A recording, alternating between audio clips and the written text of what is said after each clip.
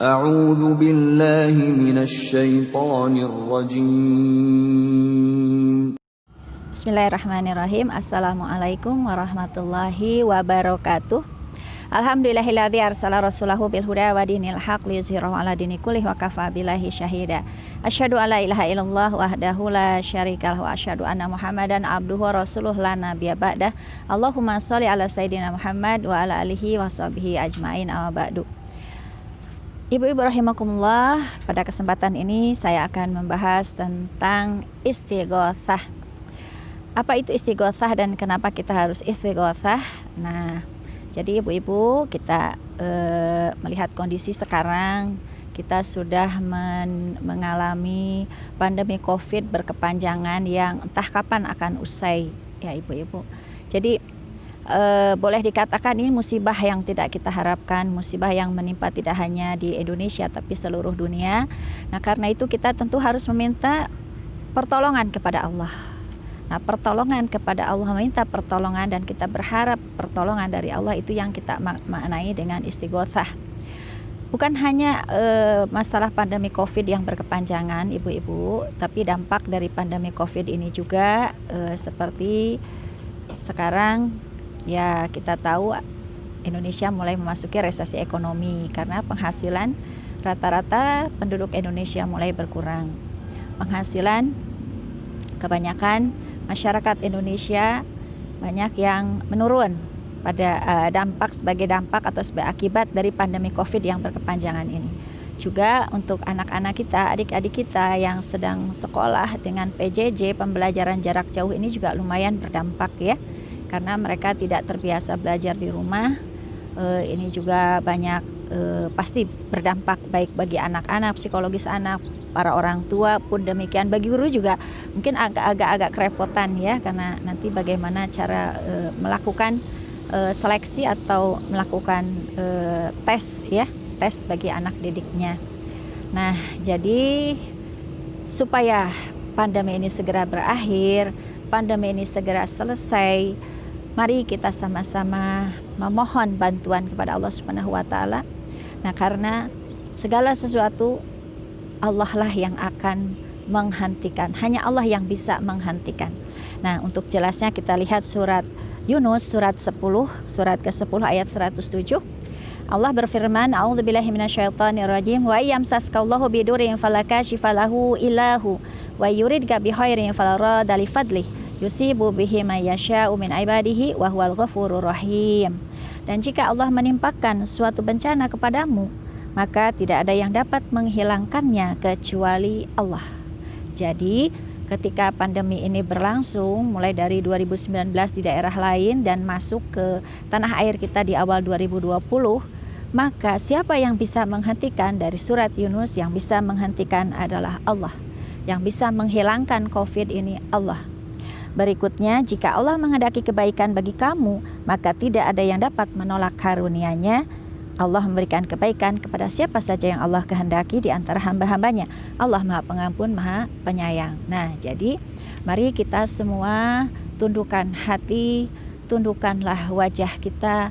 Mari kita bermunajat, memohon kepada Allah, memohon bantuannya, memohon pertolongannya agar COVID ini segera diakhiri, agar COVID ini segera berakhir dan semua kesulitan yang dialami oleh masyarakat Indonesia segera berakhir pula.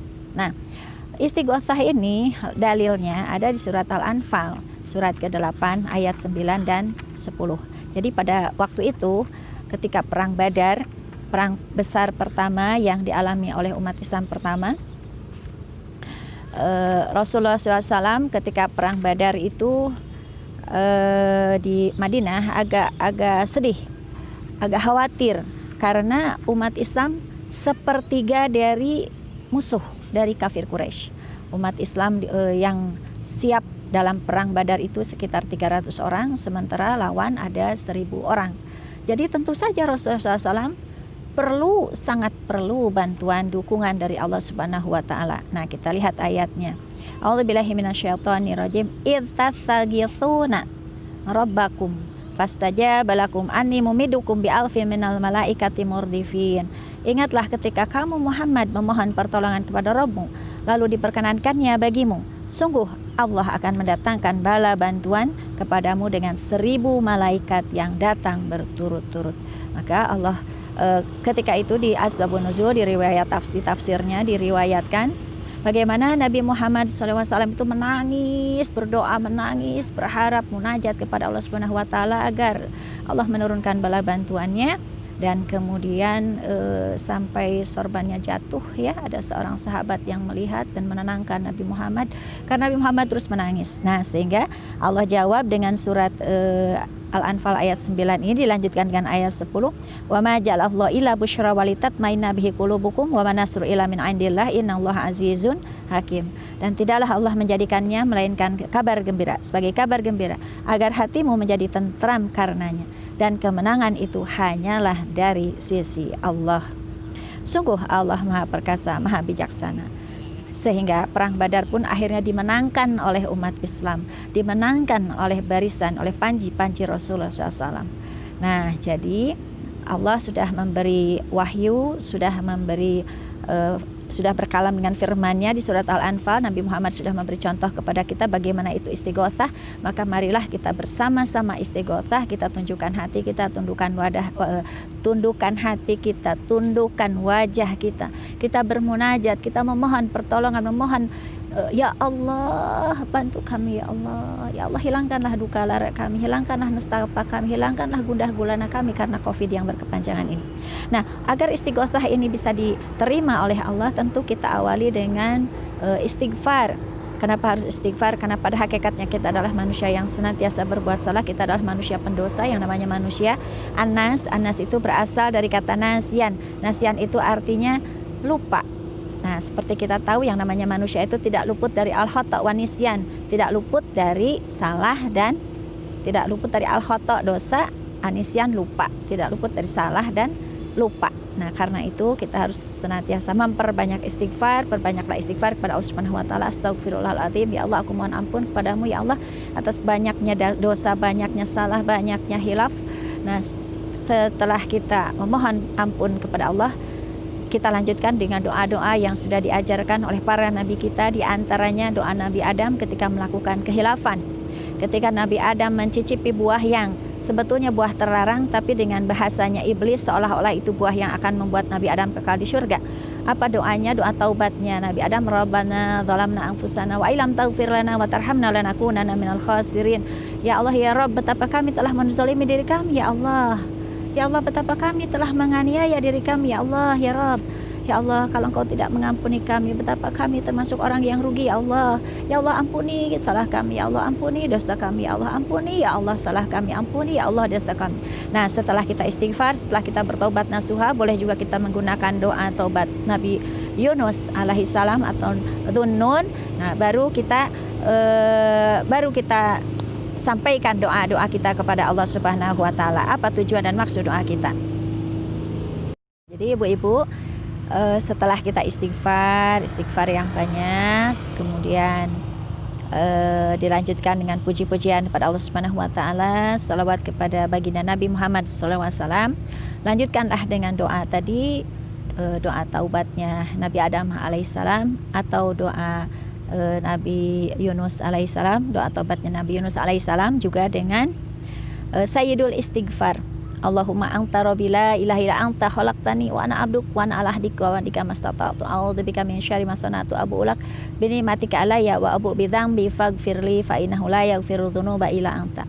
Setelah kita mengakui betapa kita banyak salah, banyak khilaf, banyak dosa, setelah kita bebersih diri kita, baru kita sampaikan tujuan doa kita, baru kita sampaikan sambil menangis. Ya Allah, betapa bencana ini, musibah ini hanya Engkau yang bisa menghilangkan, ya Allah. Ya Allah, hilangkanlah bencana ini, ya Allah. Hilangkanlah musibah ini, ya Allah. Silahkan lanjutkan dengan permohonan-permohonan kita kepada Allah Subhanahu wa taala dengan sepenuh hati, dengan sepenuh jiwa, dengan merintih. Silahkan lakukanlah istighotsah ini.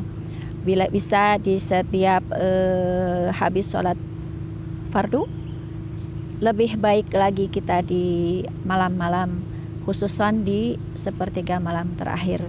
Ketika itu malaikat turun ke bumi, Allah pun turun ke bumi. Mudah-mudahan doa kita dikabul oleh Allah, didengar oleh Allah, dikabul oleh Allah, sehingga musibah yang selama ini mendera bangsa kita, tanah air kita khususnya, akan segera Allah hilangkan. Amin.